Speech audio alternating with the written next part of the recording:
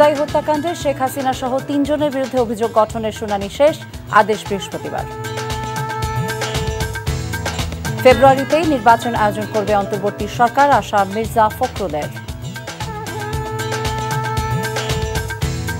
জুলাই গণঅভ্যুত্থানের সাংবিধানিক স্বীকৃতি দিতে হবে, কোনো টালবাহানা মানা হবে না, নাহিদ ইসলাম।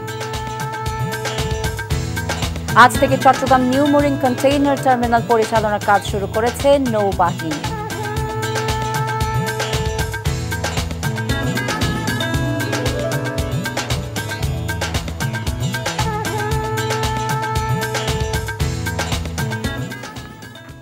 আসসালামু আলাইকুম, ফারজানা নাহিদ জানাচ্ছেন টিভিতে দেশের খবর। ক্রাউন সিমেন্ট শিরোনাম দেখছিলেন, নিয়ে যাব পুরো খবরে। জুলাই আগস্ট হত্যার ঘটনায় মানবতা বিরোধী অপরাধের অভিযোগে ক্ষমতাচ্যুত সাবেক প্রধানমন্ত্রী শেখ হাসিনা সহ ৩ জনের বিরুদ্ধে অভিযোগ গঠনের শুনানি শেষ, আদেশ দেওয়া হবে আগামী বৃহস্পতিবার। আজ বিচারপতি গোলাম মর্তুজা মজুমদারের নেতৃত্বাধীন ৩ সদস্যের ট্রাইব্যুনাল ১-এ শুনানি শেষ হলে আদেশের জন্য এই দিন ধার্য করা হয়। শুনানিতে রাষ্ট্রনিযুক্ত আসামি পক্ষের আইনজীবী এই মামলায় আসামিদের অব্যাহতি চেয়েছেন। বিএনপি নেতৃত্বে উন্নত এবং গণতান্ত্রিক নতুন বাংলাদেশ গঠনে নেতাকর্মীদের আহ্বান জানিয়েছেন দলটির মহাসচিব মির্জা ফখরুল ইসলাম আলমগীর। তিনি বলেন, আগামী ফেব্রুয়ারিতে নির্বাচনের মধ্য দিয়ে দেশ সঠিক দিশা এবং গণতন্ত্রের পথে ফিরবে, আর তাতে নেতৃত্ব দেবে বিএনপি। এজন্য সবাইকে প্রস্তুত থাকতে হবে। নির্বাচনের যত দেরি হবে দেশ তত পিছিয়ে পড়বে বলেও মন্তব্য করেন তিনি। সিলেট থেকে আনিস রহমানের ক্যামেরায় সজল ছত্রীর রিপোর্ট। বিএনপির প্রতিষ্ঠাতা সাবেক রাষ্ট্রপতি জিয়াউর রহমানের রুহের মাহফিরাত ও দলের চেয়ারপারসন বেগম খালেদা জিয়ার সুস্থতা কামনায় সিলেট নগরীর একটি কমিউনিটি সেন্টারে দোয়া মাহফিলের আয়োজন করেন যুক্তরাজ্য বিএনপির সভাপতি এম এ মালেক। এতে প্রধান অতিথির বক্তব্যে দলটির মহাসচিব বলেন, ১৭ বছরের অপশাসন উৎখাতের পর এখন লক্ষ্য দেশকে গণতান্ত্রিক ও উন্নত দেশে পরিণত করা। এমনি হঠাৎ করেই এই হাসিনা পালায় নাই। বহুদিনের সংগ্রাম, বহু মাতার কান্না সব মিলিয়ে এই আমরা ফ্যাসিবাদ মুক্ত হয়েছি। আসুন, আমাদের বিরুদ্ধে যেন খারাপ কথা কেউ বলতে না পারে, আমাদের দিকে আঙ্গুলটাকে কেউ যেন না বলে যে আমরা খারাপ কাজ করছি, কারো জমি দখল করেছি, ব্যবসা দখল করেছি, চাঁদাবাজি করেছি।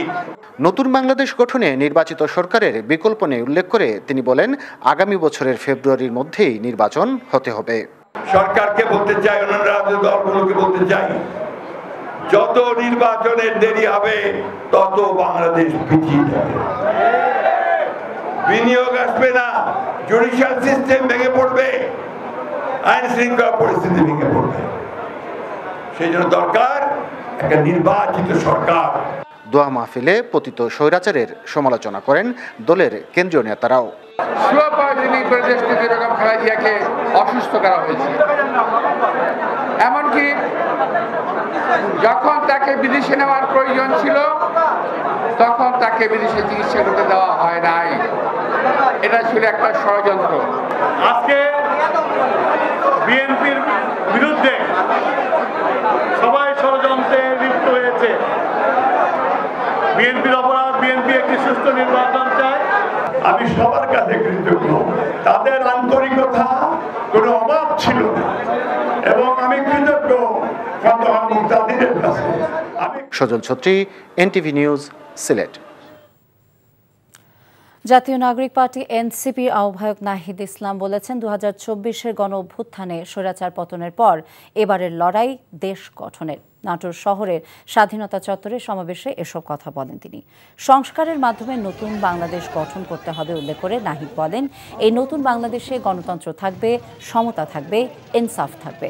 একটি দুর্নীতিমুক্ত বৈষম্যহীন বাংলাদেশ প্রতিষ্ঠা তরুণ প্রজন্মের আকাঙ্ক্ষা, কিন্তু ৫ আগস্টের পর সেই আকাঙ্ক্ষা থেকে নানা পক্ষ সরে গিয়েছে। মৌলিক সংস্কার, জুলাই ঘোষণাপত্র এবং গণ অভ্যুত্থানের সাংবিধানিক স্বীকৃতি দিতে হবে বলেও জানান তিনি। কোনো ধরনের টালবাহানা বা ষড়যন্ত্র মেনে নেওয়া হবে না বলে হুঁশিয়ারি দেন নাহিদ ইসলাম। পরে বনপাড়ায় আরেকটি পথসভা শেষে সিরাজগঞ্জের উদ্দেশ্যে রওনা হন এনসিপির নেতারা। আমরা বলছি দেশের মৌলিক সংস্কার প্রয়োজন। আমরা বলছি জুলাই ঘোষণাপত্র দিতে হবে, সংবিধানের স্বীকৃতি থাকতে হবে। এর জন্য আমাদের প্রয়োজন জুলাই ঘোষণাপত্র। এবং জুলাই সনদ। আমরা কোনো ধরনের টালবাহানা, কোনো ধরনের ষড়যন্ত্র মেনে নেব না। আজ থেকে চট্টগ্রাম বন্দরে নিউ মেরিন কন্টেইনার টার্মিনাল বা এনসিটি পরিচালনা শুরু করেছে বাংলাদেশ নৌবাহিনী। এর আগের অপারেটরের চুক্তির মেয়াদ শেষ হওয়ায় রোববার রাতেই টার্মিনালটির পরিচালনার দায়িত্ব নৌবাহিনী পরিচালিত চিটাগাং ড্রাই ডক লিমিটেডকে বুঝিয়ে দেওয়া হয় বলে জানিয়েছে বন্দর কর্তৃপক্ষ। চট্টগ্রাম বন্দরের চালু 4টি কন্টেইনার টার্মিনালের মধ্যে 950 মিটার দীর্ঘ নিউ মেরিন কন্টেইনার টার্মিনাল সবচেয়ে বড়। গত অর্থ বছরে বন্দরের মোট কন্টেইনারের 44% ওঠানো নামানো হয়েছে এই টার্মিনালে। এখানে একসঙ্গে 4টি সমুদ্রগামী কন্টেইনার জাহাজ এবং অভ্যন্তরীণ নৌপথে চলাচলরত একটি ছোট জাহাজ ভিড়ানো যায়। বিগত সরকার একটি বিদেশি প্রতিষ্ঠানকে এনসিটি পরিচালনার দায়িত্ব দেওয়ার উদ্যোগ নিয়েছিল। এর প্রতিবাদে আন্দোলন শুরু করে বন্দর শ্রমিক সহ কিছু সংগঠন।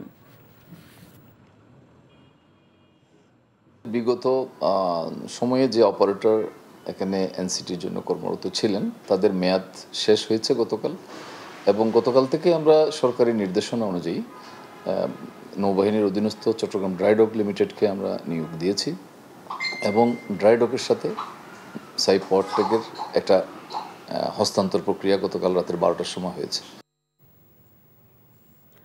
দেশের অদেখা এক বিস্তীর্ণ এলাকা জুড়ে উন্মোচিত হচ্ছে নতুন পর্যটন সম্ভাবনা। ভ্রমণ পিপাসুরা সড়ক পথে যেখানে অনায়াসে পৌঁছে যেতে পারবেন দেশের সর্বোচ্চ পাহাড় চূড়ায়, তেমনি বিচরণ করতে পারবেন পেজা তুলো মেঘের ভেলায়। এসবের মাঝে শোনা যাবে ঝর্ণার ঝিরিঝিরি বয়ে চলার মন মাতানো সুর। রহস্যে ঘেরা সেই পার্বত্য অঞ্চলের পর্যটন সম্ভাবনা নিয়ে শামসুল হক হায়দরির পাঠানো রিপোর্ট। ক্যামেরায় ছিলেন এনামুল হক।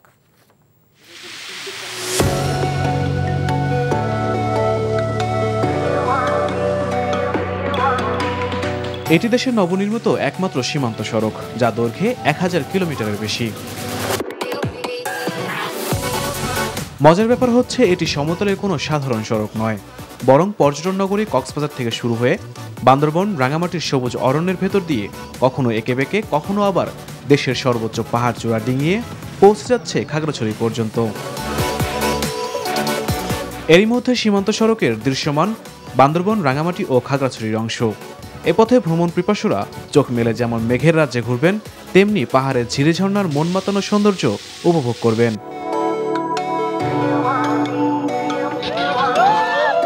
সাধারণ পর্যটকদের জন্য এখনও উন্মুক্ত না হলেও সম্ভাবনাময় এই পথে নিজেদের পদচিহ্ন রাখতে অনেকেই আসছেন।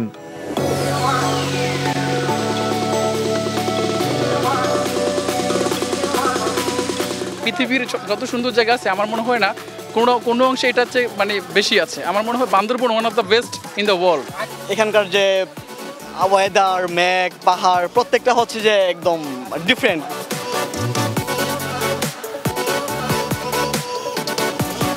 পার্বত্য জনপদে চলমান প্রকল্পটি সম্পূর্ণ হলে দেশের দীর্ঘতম সমুদ্র সৈকতের সাথে পাহাড় ও প্রকৃতির এক অপূর্ব মেলবন্ধন হবে বলছেন সীমান্ত সড়ক সংশ্লিষ্টরা। খুব সহজেই কক্সবাজার হয়ে, আলীকদম হয়ে, লিকরি হয়ে, মদক হয়ে, বঙ্কুপাড়া এটা হয়ে আমরা বগালেক হয়ে বান্দরবনে যাব। আপনারা দেখতেই পাচ্ছেন চারদিকে উঁচু নিচু পাহাড়, ঝিরি, ঝর্ণা, অনেক কিছু আছে। আমরা ওই রকম অবকাঠামো করে আমরা আমাদের দেশের যে আমাদের প্রাকৃতিক সৌন্দর্য সেটা উপভোগ করব। প্রকল্প সংশ্লিষ্টরা বলছেন, দীর্ঘ এই সড়ক পথের বিভিন্ন স্থানে অবকাঠামো নির্মাণ সহ সার্বিক নিরাপত্তা নিশ্চিত করে পুরো এলাকাটি আন্তর্জাতিক মানের পর্যটন স্পট হিসেবে গড়ে তোলা হবে। NTV news desk. বঙ্গোপসাগরে সৃষ্ট লঘু চাপের প্রভাবে উপকূলীয় এলাকার বিভিন্ন স্থানে বৃষ্টি হচ্ছে। দেশের 4টি সমুদ্র বন্দরে 3 নম্বর স্থানীয় সতর্ক সংকেত দেখাতে বলেছে আবহাওয়া অধিদপ্তর। এরই মধ্যে দেশের 7 জেলার নদী বন্দরগুলোকে 1 নম্বর সতর্ক সংকেত দেখাতে বলা হয়েছে। এসব এলাকায় ঝোড়ো হাওয়া বয়ে যেতে পারে বলে জানিয়েছে আবহাওয়া অফিস। লঘু চাপের প্রভাবে দেশের বিভিন্ন স্থানে বৃষ্টি হচ্ছে। এদিকে বৈরী আবহাওয়া এবং বৃষ্টির মধ্যেও কক্সবাজার সমুদ্র সৈকতের বালুচরে দাঁড়িয়ে উত্তাল সমুদ্র উপভোগ করছে কয়েক সহস্রাধিক পর্যটক। ঝুঁকি নিয়ে সাগরে গোসলে নামতে নিষেধ করে সৈকতে একাধিক লাল নিশানা ওড়ানো হয়েছে। নানা সতর্কবার্তা দিয়ে যাচ্ছে টুরিস্ট পুলিশের একাধিক টিম। অপরদিকে বৈরী আবহাওয়ার কারণে সাগর উত্তাল থাকায় গত 1 সপ্তাহ ধরে টেকনাফের সাথে সেন্ট মার্টিনস দ্বীপের সকল ধরনের নৌযান চলাচল বন্ধ রয়েছে। বস্তুনিষ্ঠ ও নিরপেক্ষ সংবাদ পরিবেশনের ধারাবাহিকতা এবং এনটিভিতে আরও বৈচিত্র্যময় অনুষ্ঠান প্রত্যাশা করেন দর্শক ও অতিথিরা। দেশের বিভিন্ন স্থানে আয়োজিত অনুষ্ঠানমালায় উঠে এসেছে এমন বক্তব্য। প্রতিনিধিদের পাঠানো তথ্য ছবিতে দেখুন জীবন আহমেদের ডেস্ক রিপোর্ট।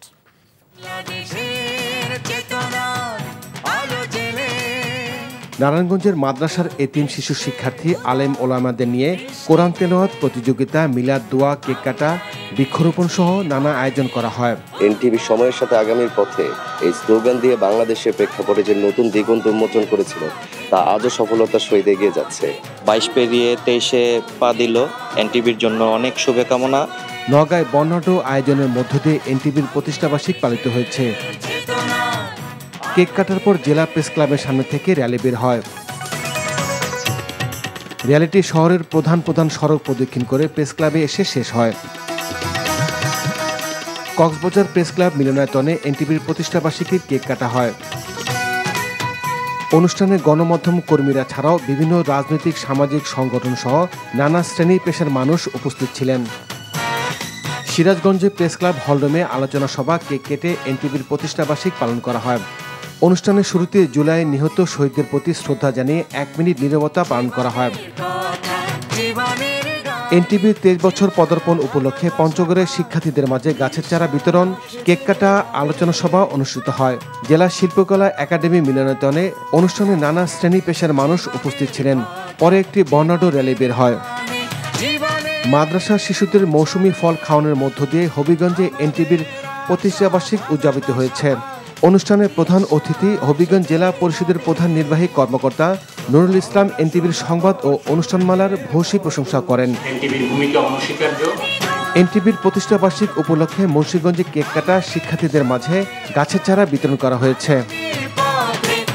মোংলায় আলোচনা সভা, কেক কাটা, র্যালি ও গাছের চারা বিতরণের মধ্য দিয়ে এনটিভির জন্মদিন পালন করা হয়েছে।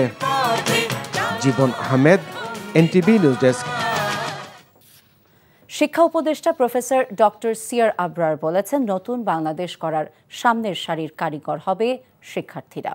দুপুরে নারায়ণগঞ্জের বন্দর উপজেলার গোকুল দাসের বাগ এলাকায় Jamia Islamia Alim Madrasa, SSC vocational school and BM কলেজে আয়োজিত এক অনুষ্ঠানে এ কথা বলেন তিনি। বলেন, মাদ্রাসার শিক্ষা ব্যবস্থার আধুনিকায়নের সাথে শিক্ষার্থীরা যেন কারিগরি দক্ষতা অর্জন করতে পারে সেই বিষয়ে রাষ্ট্র কাজ করে যাচ্ছে।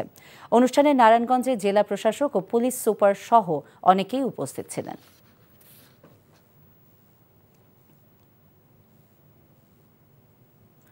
নেত্রকোনা পৌরসভার সাবেক মেয়র আওয়ামী লীগ নেতা প্রশান্ত কুমার রায়কে এজাহারভুক্ত 5 মামলার আসামি দেখিয়ে 7 দিনের রিমান্ড চেয়ে আদালতে পাঠিয়েছে পুলিশ। এর আগে রোববার রাতে গাজীপুরের টঙ্গীর দত্তপাড়া এলাকা থেকে তাকে গ্রেফতার করে নেত্রকোনা মডেল থানা পুলিশ। পুলিশ জানায়, নেত্রকোনায় আনার পর গ্রেফতারকৃত প্রশান্ত কুমার রায়কে আজ 7 দিনের রিমান্ড চেয়ে বিচারিক আদালতে পাঠানো হয়েছে। এদিকে চাঁপাইনবাবগঞ্জে মাইনুল ইসলাম হত্যা মামলায় পিতা ও 2 ছেলের যাবজ্জীবন কারাদণ্ড দিয়েছে আদালত। দুপুরে জেলা ও দায়রা জজ আদালতের বিচারক মোহাম্মদ মিজানুর রহমান আসামিদের উপস্থিতিতে এই রায় দেন। 2021 সালে শিবগঞ্জ উপজেলার কয়লাবাড়িতে শত্রুতার জেরে আসামিরা মাইনুল ইসলামকে দেশীয় অস্ত্র এবং রড দিয়ে পিটিয়ে আহত করে। পরে 6 জুন রাজশাহী মেডিকেল কলেজ হাসপাতালে চিকিৎসাধীন অবস্থায় মাইনুল মারা যায়। এ ঘটনায় মাইনুল ইসলামের ছেলে বাদী হয়ে হত্যা মামলা দায়ের করেন।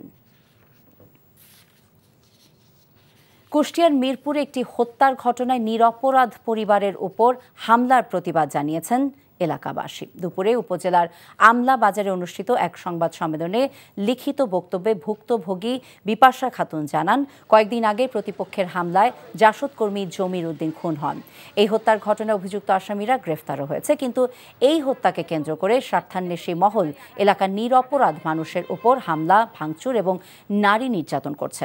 এসব ঘটনা থেকে পরিত্রাণ পেতে প্রশাসনের হস্তক্ষেপ কামনা করা হয় সংবাদ সম্মেলন থেকে।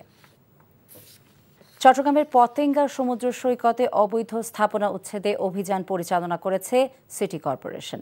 সকাল থেকে পতেঙ্গা সমুদ্র সৈকতে অবৈধভাবে গড়ে ওঠা বিভিন্ন স্থাপনা উচ্ছেদ শুরু করে সিটি কর্পোরেশন এবং ট্যুরিস্ট পুলিশ। এ সময় জানানো হয়, পর্যটকদের জন্য নিরাপদ এবং সুন্দর পরিবেশ নিশ্চিত করতে সৈকতে নানাভাবে কাজ করছে স্থানীয় প্রশাসন। কিছু ক্ষুদ্র ব্যবসায়ী অপরিকল্পিতভাবে স্থাপনা তৈরি করে সৈকতের সৌন্দর্য ব্যাহত করছিল। এর আগেও স্থাপনাগুলো অপসারণ করা হয়েছিল। সিটি কর্পোরেশনের কর্মকর্তারা জানান, একবার তুলে দেওয়ার পর পুনরায় অবৈধ স্থাপনা নির্মাণ করায় আজ আবারও উচ্ছেদ অভিযান চালানো হয়। নোয়াখালীর সদর হাসপাতালে ডায়ালিসিস ইউনিট বন্ধের প্রতিবাদে বিক্ষোভ মিছিল এবং মানববন্ধন করেছে রোগীর স্বজনেরা। সকালে নোয়াখালী জেনারেল হাসপাতালের সামনে মানববন্ধন শেষে জেলা প্রশাসক, সিভিল সার্জন এবং হাসপাতালের তত্ত্বাবধায়ককে স্মারকলিপি প্রদান করে তারা। স্বজনেরা অভিযোগ করেন, অসহায় দুস্থদের জন্য অত্যন্ত স্বল্প মূল্যে কিডনি ডায়ালিসিস সেন্টার চালু করেন তৎকালীন বিশেষজ্ঞ ডাক্তার ফজলে এলাহি খান। কিন্তু সম্প্রতি এই বিভাগে দুর্নীতির অভিযোগ এনে দুদক অভিযান চালিয়ে কিডনি ডায়ালিসিস সেন্টারটি বন্ধ করে দেয়। এই ঘটনার পর চিকিৎসা নিতে আসা শত শত রোগী পড়েছে বিপাকে।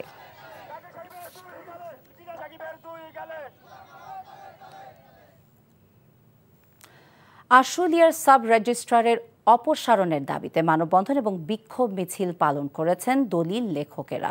দুপুরে আশুলিয়া রেজিস্ট্রার অফিসের সামনে দুর্নীতি, অনিয়ম ও ঘুষ নেওয়ার অভিযোগে দলিল লেখক কল্যাণ সমিতির ব্যানারে এই কর্মসূচি পালন করেন তারা। এ সময় তাদের সঙ্গে যোগ দেন স্থানীয়রা।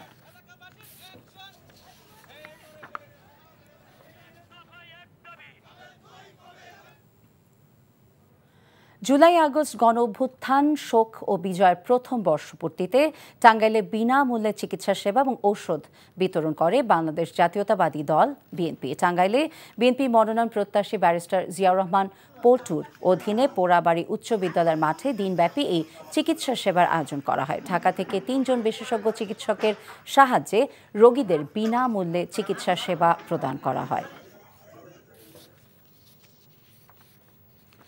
সাতক্ষীরার শ্যামনগরে ধর্মীয় ভাব গাম্ভীর্যের মধ্য দিয়ে পবিত্র আশুরা পালিত হয়েছে। উপজেলার নূরনগর পাক পাঞ্জাতন জনকল্যাণ পরিষদের আয়োজনে নূরনগর গুলশানে জাহরা ইমামবাড়ি থেকে পবিত্র আশুরা উপলক্ষে শোক র্যালি বের করা হয়। র্যালিটি বিভিন্ন এলাকা প্রদক্ষিণ করে বক্তারা মুসলিম উম্মার মধ্যে ঐক্য গড়ে তোলার আহ্বান জানান।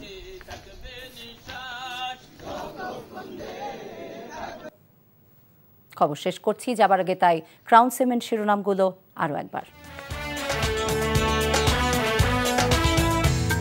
জুলাই হত্যাকাণ্ডে শেখ হাসিনা সহ 3 জনের বিরুদ্ধে অভিযোগ গঠনের শুনানি শেষ, আদেশ বৃহস্পতিবার।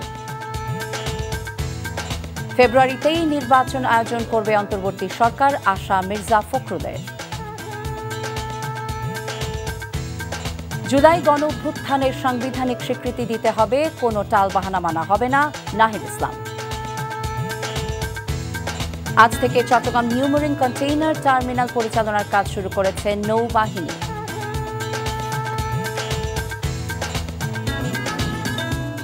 এই ছিল দেশের খবরে। এই খবরের ভিডিও আপডেট জানতে ভিজিট করুন এনটিভি অনলাইন www.ntvbd.com। এছাড়া এনটিভি জনপ্রিয় সব অনুষ্ঠান এবং খবরের আপডেট জানতে ভিজিট করুন আমাদের ইউটিউব এবং ভেরিফাইড ফেসবুক পেজ। 6টায় ইভিনিং নিউজ দেখার আমন্ত্রণ রইল। সবাইকে ধন্যবাদ।